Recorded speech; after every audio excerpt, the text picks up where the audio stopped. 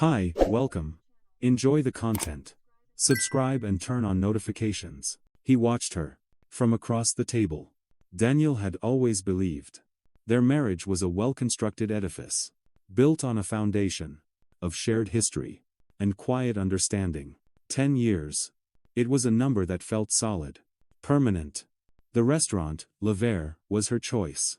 A place with low lighting and heavy silverware that clinked with an expensive, reassuring sound. He saw it as a testament to their success, the quiet comfort they had earned. Sophia, 36 years old, 10 years his wife.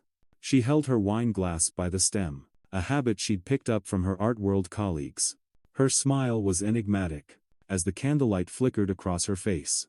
To an outsider, they were the perfect picture of marital stability. Daniel, a man who built his career as a financial analyst on identifying patterns and predicting outcomes, felt a sense of controlled satisfaction. He had provided this life, this quiet elegance. He believed she was content in the serene predictability he had so carefully curated. Any lack of overt passion, he reasoned, was simply the natural entropy of a decade-long commitment. A comfortable silence had replaced the frantic chatter of their youth, and he had mistaken it for peace. "Daniel," she began, her voice a soft counterpoint to the gentle jazz in the background. "I've been thinking about something lately." Arme. He looked up from his steak, a flicker of mild curiosity breaking his reverie. He knew that tone. It was the same one she used before suggesting a major redecoration, or a trip to some obscure European village. Something was coming. He braced himself for a discussion about renovating the kitchen, a project he had been successfully postponing for a year. "I want to try something new," she said. And he noted how she carefully placed her knife and fork on the plate. "A precise and deliberate action. Something to take us out of our routine." He nodded slowly, chewing. "A trip, you mean? We could go to Portugal in the spring." She shook her head, and the enigmatic smile returned. But this time, it felt different. Sharper. It was a smile he didn't recognize, and it put him on immediate alert. "No, not a trip, something for us, here. I love you, Daniel. And our life is wonderful, but, don't you ever feel like we're stagnant?" The word hung in the air between them. Ugly. Accusatory. Stagnant. He thought of their life as stable. Secure. She saw it as a pool of still water. He felt a prickle of defensiveness. She paused. Her eyes locked on his, watching for his reaction. "I was thinking about visiting a swingers club." The words did not register. At first, they were sounds without meaning, a sentence from a foreign film without subtitles. Then, they crashed into his consciousness. A tidal wave of shock and confusion. A swingers club. He looked at Sophia, his serene, reserved wife, the curator who spent her days discussing the subtle nuances of postmodern art. The idea was so alien, so utterly incongruous with the woman he thought he knew, that his mind refused to process it. A torrent of thoughts flooded the silence. Why? What had he missed? His mind, trained to find the source of any anomaly, began to race. This wasn't a spontaneous desire for adventure. An idea like this, it doesn't just appear out of nowhere. It had to have a source. A catalyst. Someone. "I'm not suggesting we do anything immediately," she said quickly, noticing the color drain from his face. She reached across the table, her hand cool on his. He did not pull away, but his muscles tensed. "Just think about it. I felt I needed to be honest about what I was feeling." He looked at her hand on his, then back at her face. The candlelight was no longer soft and romantic. It seemed to cast long, deceptive shadows. Her expression, which he once would have called earnest, now looked calculating. The proposition wasn't an invitation. He was suddenly certain. It was a confession in disguise. This was her way of testing the waters, of preparing him for something she had already done, or was about to do. "Why?" His voice was flat, devoid of emotion. The voice he used at work when a portfolio was underperforming. "It's not about looking for something that's missing in us," she tried to explain, her voice faltering slightly under his cold gaze. "It's about exploring together. rediscovering ourselves. But he wasn't listening to the words. He was analyzing the data. The sudden desire for exploration, the feeling of being stagnant. These weren't reasons. They were symptoms. A symptom of an external influence. He would never have imagined this, which meant someone else must have planted the idea in her head. A friend? A colleague? A lover? The last thought hit him with the force of a physical blow. He needed time. He couldn't react now. Not here. A public scene was beneath him. He needed to be strategic. To gather more information before making his move. I need some time to digest all this, Sophia, he said, carefully composing his features into a mask of thoughtful concern. It's not something you decide overnight. He made himself meet her gaze. But I'm willing to talk. To understand what this means to you. A visible wave of relief washed over her. She squeezed his hand. That's all I'm asking, Daniel. That we can talk about it. The rest of the dinner was a blur. They spoke of other things: work, a leaky faucet, the weather. But the unspoken subject loomed over the table like a specter. He smiled, he nodded, he played the part of the understanding husband. But inside, his mind was a whirlwind of suspicion and cold fury. As he paid the bill, he felt a strange sense of detachment, as if he were watching a scene from a movie. A marriage, once a fortress, had just had its foundations shaken.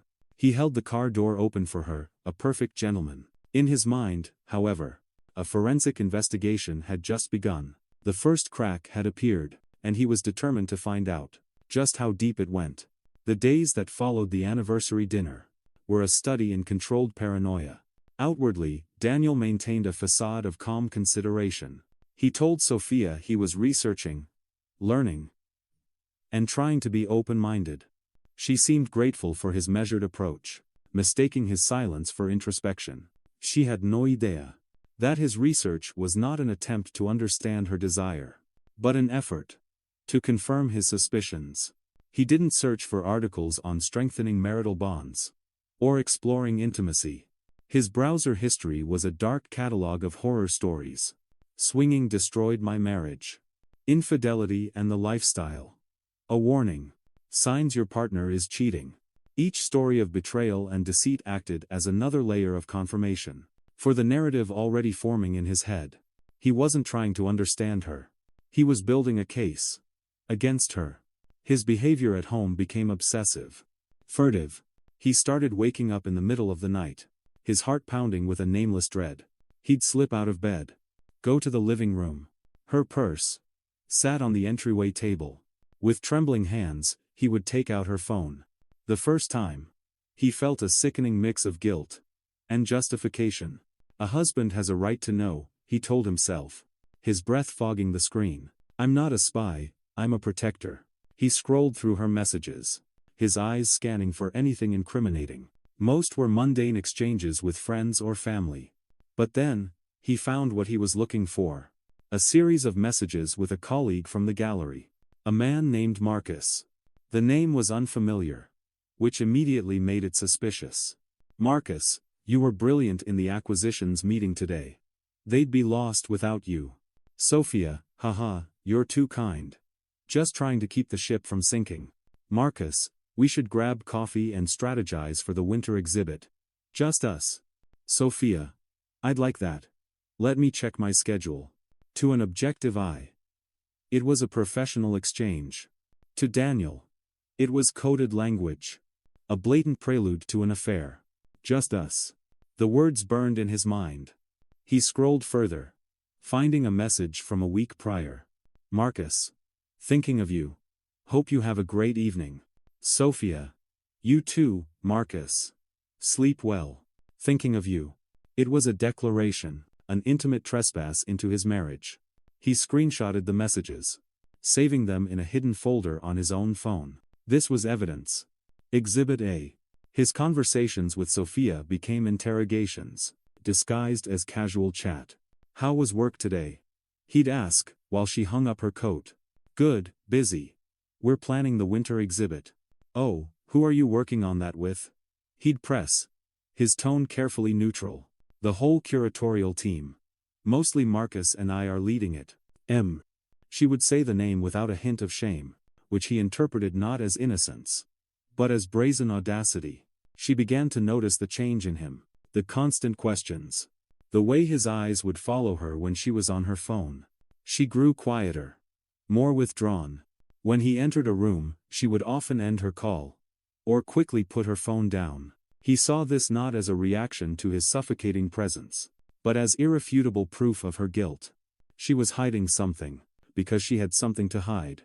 Her retreat into herself was, to him, a silent confession.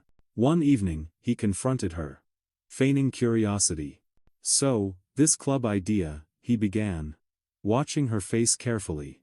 "Was it something you read about? Or did someone recommend it?" She looked flustered. "I don't know, Daniel. It was just an idea. A thought I had." Ali. A clear and obvious lie. He didn't push further. He had his answer. The idea had come from Marcus. It was their plan. Their fantasy. He was just the obstacle they needed to neutralize. After 2 weeks of this silent, one-man investigation, Daniel had gathered all the proof he needed. His heart was a cold, hard knot of certainty. He found Sophia in the living room, reading. "I've been thinking a lot about what you said," he announced, his voice steady. She looked up, her expression hopeful. "I've done some reading. And I think we should go." And for Cly, her face lit up with a surprise and gratitude that almost made him sick. "Really? Daniel, that's amazing. Are you sure?"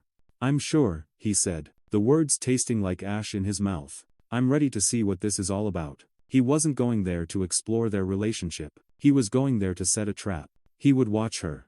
Wait for her to make a mistake. And then, he would have her.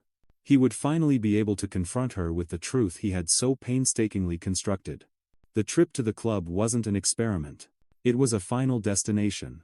The place was called Elysian Fields. Daniel thought the name was a sick joke. It was located on a discreet side street, its facade an anonymous stretch of dark brick that blended in with the neighboring townhouses. There were no flashing lights. No overt signs of the depravity he was certain lay within. This subtlety, he decided, was even more sinister. It was a carefully constructed illusion of class, designed to lure in the unsuspecting. He held the car door open for Sophia, his movements stiff. She was wearing a simple black dress. Elegant and understated. He thought she looked beautiful, and the thought filled him with a bitter, possessive rage. She had dressed up for them. Not for him. "Ready?" she asked, her hand finding his. Her skin was warm, but he felt nothing. He was an observer now. A judge. Waiting for the proceedings to begin. He gave a curt nod.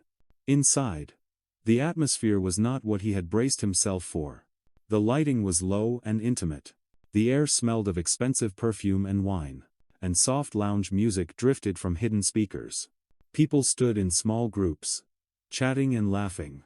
They looked normal. They were couples, young and old, dressed in stylish evening wear. Daniel's mind immediately began to categorize them. The desperate ones. The predators. The ones, like Sophia, who were hiding their true nature behind a veneer of sophistication. A woman with a warm smile greeted them at the door, explaining the house rules. "Consent is everything here," she said cheerfully. "Respect is mandatory. You are always free to say no. Without explanation." Daniel barely heard her. He was scanning the room, his eyes darting from face to face. Was he here? Was Marcus waiting for them inside? Every man who glanced in Sophia's direction became a suspect. Sophia, however, seemed to relax almost immediately. She accepted a glass of champagne from a passing waiter, and took a small sip, her shoulders losing their tension. "It's not so bad, is it?" she whispered to him, a genuine smile on her face. "It's a room full of strangers," he muttered back, his gaze fixed on a couple laughing nearby. "I don't see the appeal." "Oh." He watched her as she moved through the space. To him, her ease was damning. She wasn't nervous or out of place. She navigated the social currents with a natural grace that he found horrifying. She belonged here. This was her natural habitat. The thought solidified in his mind, turning from a suspicion into an undeniable fact. A couple approached them, introducing themselves as David and Chloe. They were friendly, asking how they had heard of the club. Sophia handled the conversation with an easy charm, explaining that they were new and just exploring. That's the best way to do it, David said, smiling. No pressure. Just enjoy the atmosphere. Daniel remained silent, a rigid sentinel by Sophia's side. He answered their questions with monosyllabic grunts, his eyes never leaving his wife. He saw the way David's gaze lingered on her a second too long. He saw the way Chloe's hand brushed her arm as she laughed at something Sophia said. The entire world, it seemed, was conspiring to take her from him. Then, the moment he had been waiting for arrived, though not in the form he expected. A man, tall and confident, broke away from a group and walked directly toward them. It wasn't Marcus. But it didn't matter. He was the stand-in. The archetype.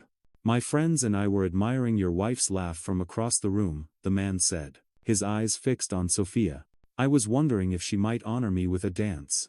The music had shifted to something slower. More intimate. A small dance floor had opened up in an adjacent room. This was the test. Daniel held his breath, watching Sophia's face. He saw a flicker of hesitation. She looked at him, her eyes asking a silent question. He gave her nothing. His face was a blank mask of stone. He wanted to see what she would do when he offered no guidance, no protection. He wanted to see her true colors. Thank you, that's very kind, Sophia said to the man, her voice polite. But I think I'll just stay here with my husband for now. The man smiled, unfazed. Of course. The offer stands. He gave a small bow and walked away. Daniel felt a strange, toxic mix of relief and disappointment. She had passed the test. But he was instantly certain that she had only refused because he was watching. It was a performance. If he hadn't been standing right there, she would have gone. He was sure of it. Later, as they stood by a quiet corner, Chloe from the first couple approached Sophia alone. Daniel watched from a distance as they spoke. Chloe leaned in and whispered something in Sophia's ear. And Sophia laughed, a light, unburdened sound that grated on his nerves. He started walking toward them, an inexplicable rage building in his chest. What was being said? What secrets were they sharing? As he got closer, he saw Chloe touch Sophia's cheek gently. It was a fleeting, perhaps innocent gesture. But in Daniel's mind, it was a profound violation. He saw it as a mark of ownership, a claim being staked. He reached them, and inserted himself between the two women. Is there a problem here? He asked. His voice low, menacing. Both women looked at him, startled. No, of course not, Chloe said, taking a step back. We were just talking. I think we're done for the night, Daniel said, taking Sophia's arm in a grip that was just a little too tight. Daniel, what are you doing? Sophia hissed, trying to pull away. He ignored her, steering her toward the exit. He felt the eyes of everyone in the room on them. Good. Let them watch. Let them see that she was his. That he was here to protect what was his. As they stepped out into the cold night air, he didn't feel like a husband. He felt like a guard who had just thwarted a prison break. The night wasn't an exploration. It was a successful defense of his territory. And he was certain. The war had just begun. The silence in the car was absolute. A heavy, suffocating blanket.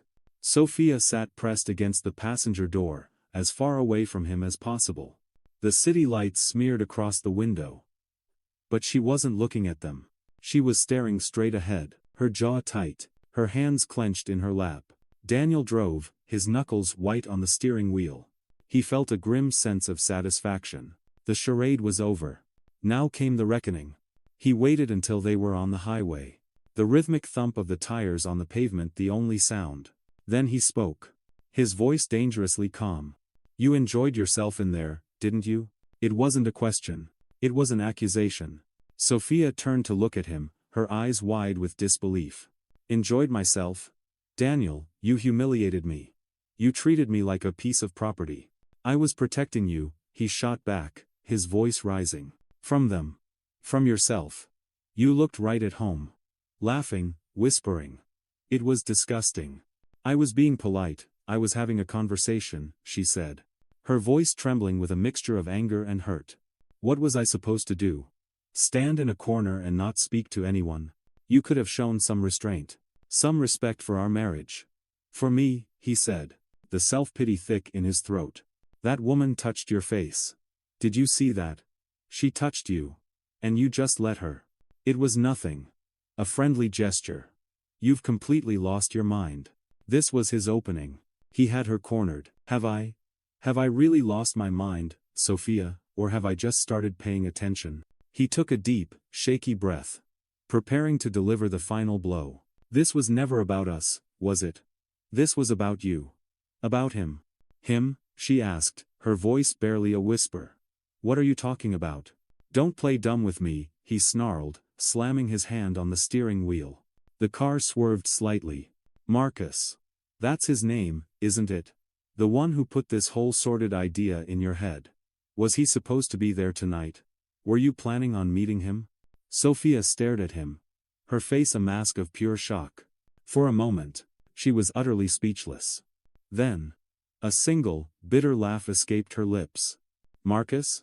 You think this is about Marcus? My colleague? I saw the messages, Sophia, he said, his voice dropping to a triumphant hiss. Thinking of you.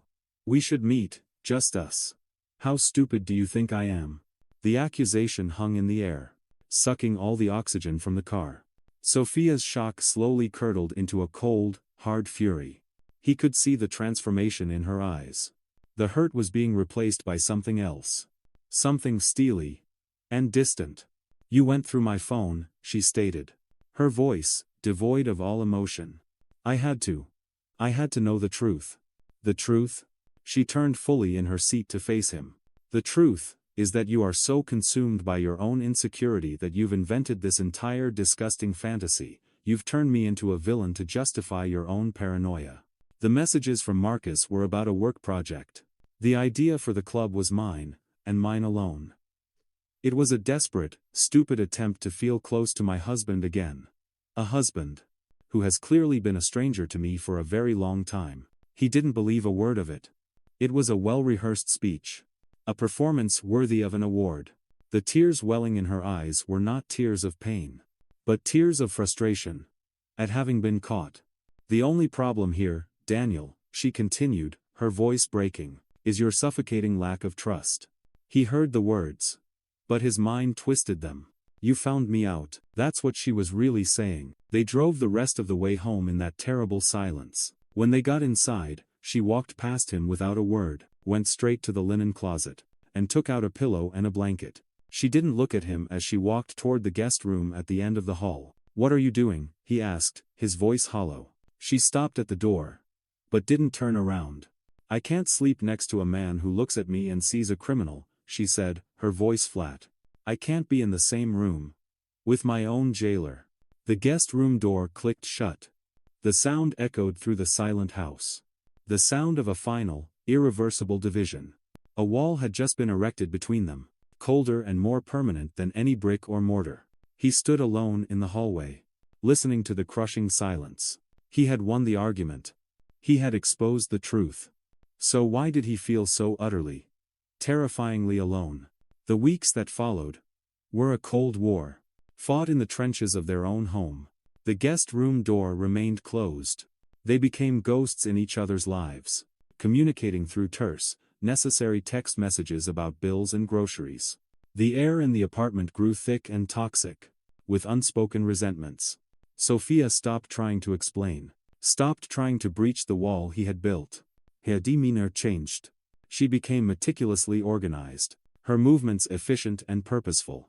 She was up and out of the house before he woke, and often returned late, long after he had eaten a solitary dinner in front of the television. She started spending weekends away, visiting friends in the country, or going on long, solitary hikes. In Daniel's mind, this was not the behavior of a woman trying to cope with a broken relationship.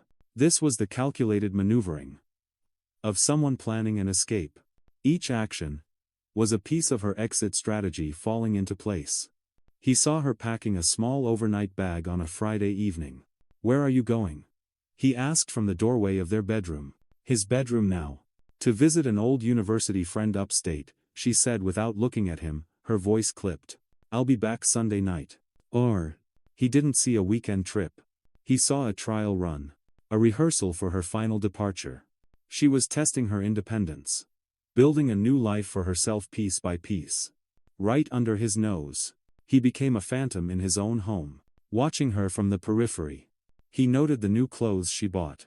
The way she started wearing her hair differently. These were not signs of a woman trying to reclaim her identity.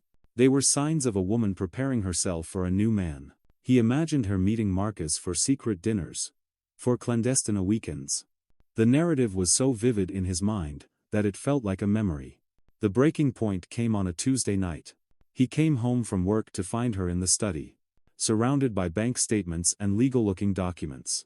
"What's all this?" he asked, the fear in his gut turning instantly to anger. She looked up, her face calm. Resolved.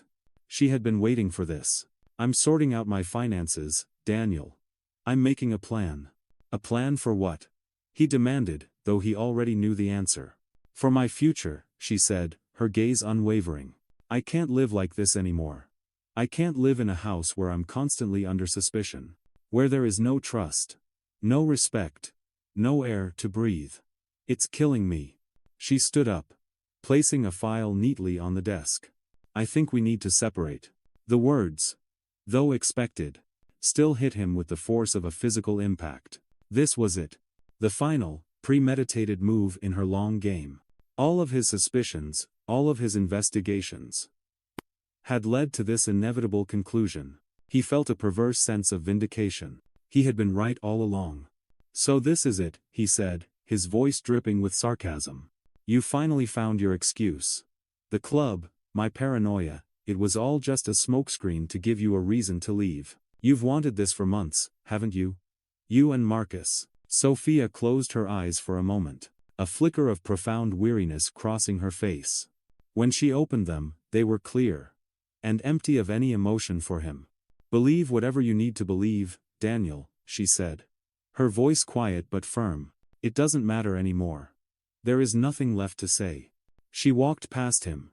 And went to the guest room, closing the door behind her. This time, the click felt different. It wasn't the sound of a temporary barrier. It was the sound of a final seal being placed on their marriage. He stood alone in the study, surrounded by the evidence of her departure. He didn't see the wreckage of a relationship he had helped destroy. He saw the cold, hard proof of a betrayal he had successfully uncovered. He was the victim here. After all he had done for her. After all the years he had given her. She was choosing to leave. The thought did not fill him with sadness, but with a cold, righteous anger. The house was silent now. Sophia had moved out 2 weeks ago. The guest room was empty again. Its bed perfectly made. But the entire apartment felt like a guest room now. Impersonal. Cold. And temporary. Her absence was a physical presence. A gaping hole in the fabric of his life. He found traces of her everywhere. A single earring on the nightstand. The faint scent of her perfume on a scarf she'd left behind. The indentation of her favorite mug on a coaster. Each discovery was a fresh stab of resentment. He spent his evenings aimlessly wandering the rooms. A ghost in his own life. He replayed the last few months over and over in his head. Not with regret. But with the meticulous focus of an auditor reviewing a fraudulent account.